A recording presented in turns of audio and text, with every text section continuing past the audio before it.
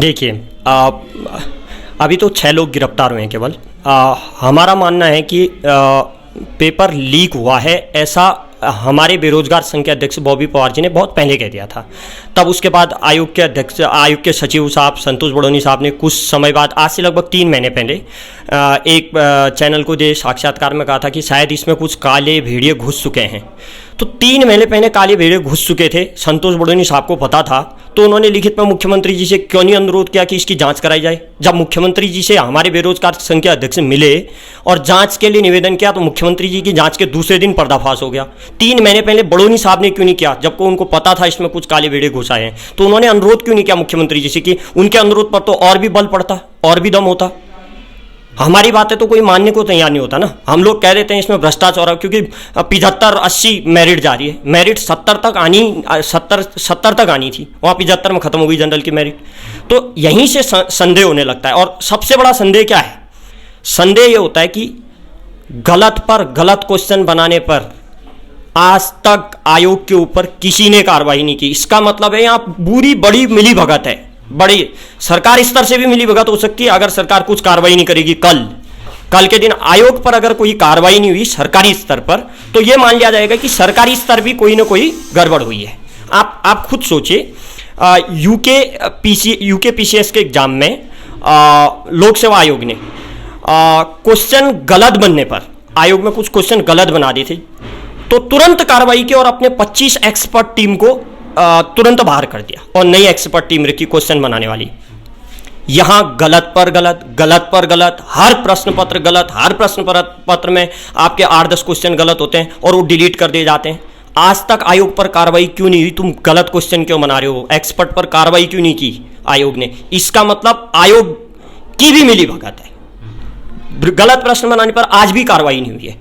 आप ये बताइएगा कि कब कार्रवाई होगी गलत प्रश्न बनाने वाले पर? एक्सपर्ट टीम क्यों नहीं बदली जा रही है? इसका मतलब, और ऊपर से लोक सेवा आयोग पीसीएस का एग्जाम 2,56,935, लगभग 2,57,000 छात्र बैठे थे पीसीएस के एग्जाम में।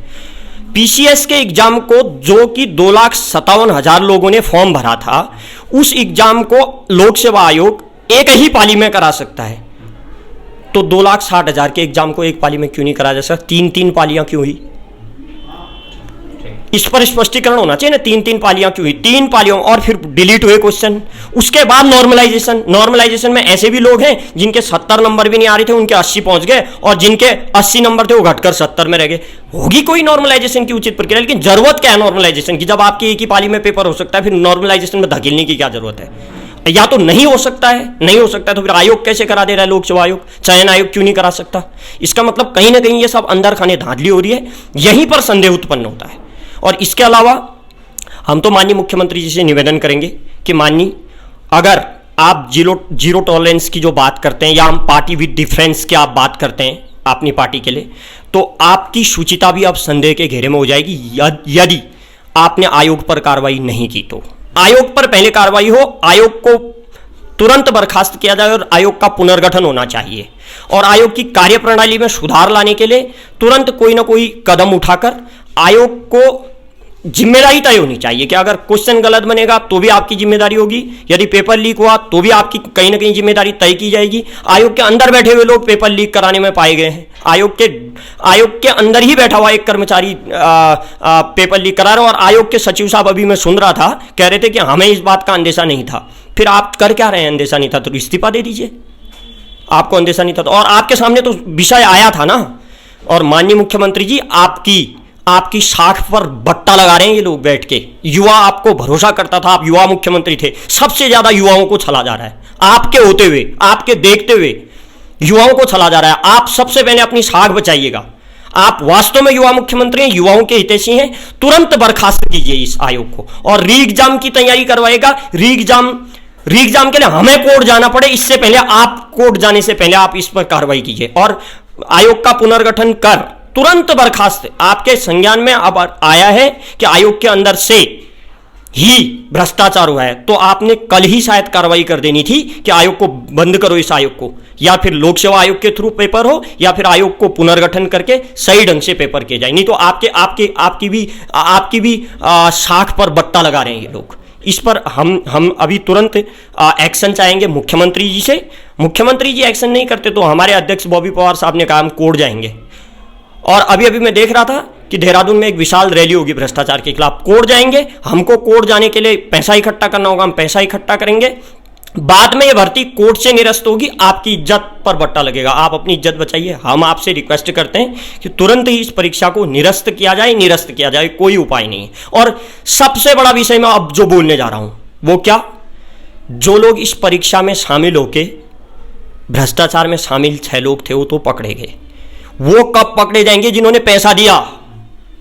जो पैसे देने वाले लोग थे वो कब पकड़े जाएंगे? हमें पैसे देने वाले लोगों को भी पकड़ना चाहिए। सबसे बड़े भ्रष्ट वो हैं जिन्होंने पैसे देने के लिए इन लोगों को ढूंढा, और ये लोग तो भ्रष्ट हैं ही हैं। पैसे देने वाले लगभग 200 लोग हैं। ये लगभग 30 करोड़ का गेम है, 30 करोड़ का। जब 21 करोड़ पार्थ चटर्जी से बंगाल में ईडी की कार्रवाई हो सकती है तो उत्तराखंड में ईडी की कार्रवाई क्यों नहीं हो रही? केंद्र पर भी बट्टा लगेगा। केंद्र से भी हम प्रश्न पूछते हैं कि बंगाल में आप शिक्षक भर्ती घोटाले में 21 करोड़ रुपए के लिए आपने ईडी की कार्रवाई की। मैं कह रहा हूं यहां 200 लोग लगभग शामिल हैं, 200 लोग लगभग शामिल हैं। हमें संदेह है। अरे हमारे संदेह को दूर करने के लिए एक बार आप आयोग को बर्खास्त करके ईडी के थ्रू कार्रवाई या सीबीआई के थ्रू, क्या डर है आयोग को हटा कर एक बार सीबीआई कार्रवाई करने में? डर क्या है सीबीआई की कार्रवाई करने में? सीबीआई को सौंपने में क्या डर है? पाक साहब होंगे तो पाक साहब होंगे, भ्रष्ट होंगे तो पता तो चले। युवाओं के मन में जो शंका थी पहले से ही ये भ्रष्ट हैं, अभी भी है। हर युवा कहता है यहां ऊपर से नीचे तक गंदगी है।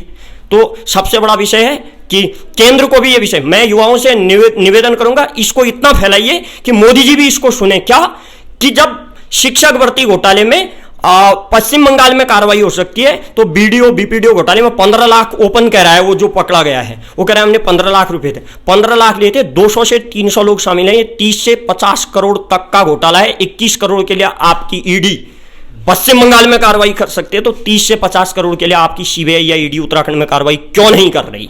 मुख्यमंत्री जी को भी क्यों सीबीआई को देने में डर लग रही है? इस केस को, इस भ्रष्टाचार के मामले को निवेदन करेंगे, जल्दी सीबीआई के पास जाएगा। या हम जिस दिन रिजल्ट निकला था उस दिन मैं स्वयं जिलाधिकारी साहब के पास गया था और निवेदन किया था। आज भी निवेदन कर रहा हूं, या तो सीबीआई को दे दिया जाए केस, या फिर हाई कोर्ट के जज के अधीन, माननीय जज के अधीन एक कार्रवाई इस पर जांच हो, तब जाकर बड़ी मछलियां पकड़ी जाएंगी। नहीं तो 6 लोगों को पकड़ के अंदर करके लीपापोती करके यहीं पर पर्दा डाल लिया जाएगा। तुरंत कार्रवाई हो, ऐसा मुझे विश्वास है।